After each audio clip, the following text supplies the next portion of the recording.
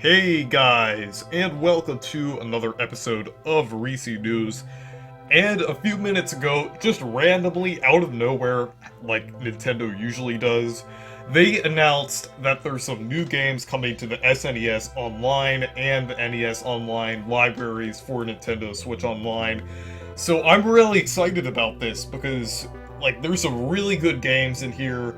Though I would have preferred if they did do the Nintendo 64 one soon, but I don't see that coming until April of next year because Super Mario 64 is a part of the 3D All-Stars, so it would make sense that they do a Nintendo 64 thing after. So, anyways, into the games here, and the first game we have here is definitely the best one here. It's Donkey Kong Country 2 Diddy's Conquest. And I haven't played as much as this game as the original Donkey Kong Country and some of the others, but this one is a really good game. It's almost as good as the first Donkey Kong Country in my opinion, and most people think it's better. So I think that's really good that we're getting this game. A lot of people were wanting it on here along with the first one, so I'm glad we're getting it on here, and it's definitely one of the best platforming games. So I'm really glad that we're getting this here. A lot of people are going to be excited about it. So it's nice to have more Donkey Kong Country games on here because that series is really good and I really enjoy playing through them. So I'm really happy that I'm going to play through this one again.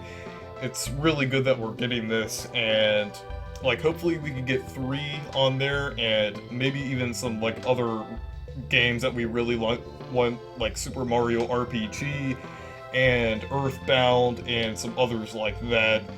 And the next one on here is also a really big one, since it's well, I guess it's like a port of the Japanese version, since it was only released in Japan, and that's Mario's Super Picross. So basically, it's kind of like a puzzle game, and I've played the Zelda Picross and the Pokemon one on the 3DS a little, but I haven't played it too much, so I guess I'll play it a little more on here with the Mario. So I think that's really cool that they're adding this here. It's another game that was only in Japan that they're bringing over, and I really like that they're doing that, and they're going along with the Mario themes and everything like that. So it kind of makes sense. They have to throw in something with Mario, and that's another piece of Mario history that we're gonna get over here, kind of like another little thing to celebrate for the 35th anniversary. And another thing, about that with the Mario 35th anniversary, I'm glad that Super Mario All-Stars wasn't the only thing they added for this month. I think that's the first time we got 2 updates for the app in 1 month. So that's really cool. I really like that they did that. I really think they should do stuff like that in the future, if they're gonna maybe do another service or something, if they do Zelda, then add another set of games. I don't know what other Zelda game they could add, but maybe if they do a Game Boy Online, I don't know. But as for example, if they have if they do Game Boy Online next, and they add a Zelda game for the 35th anniversary of Zelda, then they have another update that month. I think that would be a pretty cool idea, just like how they did with this month. They had Mario, and then they had another update for the app.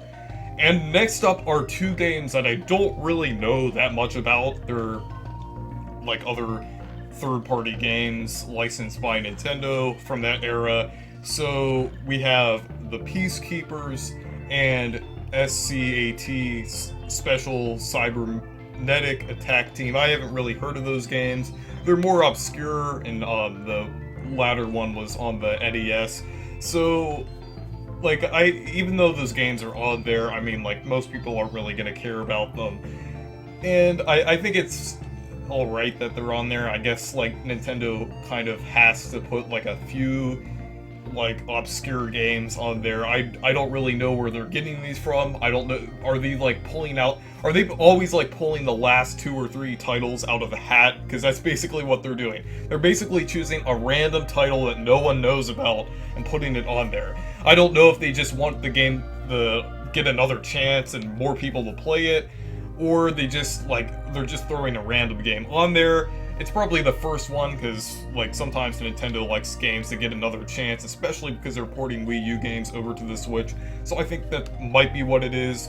But I'm glad they're continuing to update this every 2 months, and like I'm glad it's like not like every 4 months or longer than that. I'm glad they're at least sticking to a schedule now, because like a while ago they said they wouldn't have a set schedule, but now I can see they're doing it every 2 months, and that's actually not too bad. I actually like that they're like at least having a set schedule, and they're bringing us a few games each time, not like 1 or 2 games each time. They're doing like 4 games, which is a decent amount, and like we're getting games for both platforms on there, and that's really cool.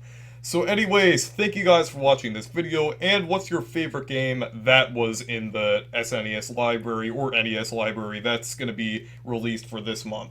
So thank you guys for watching, and goodbye.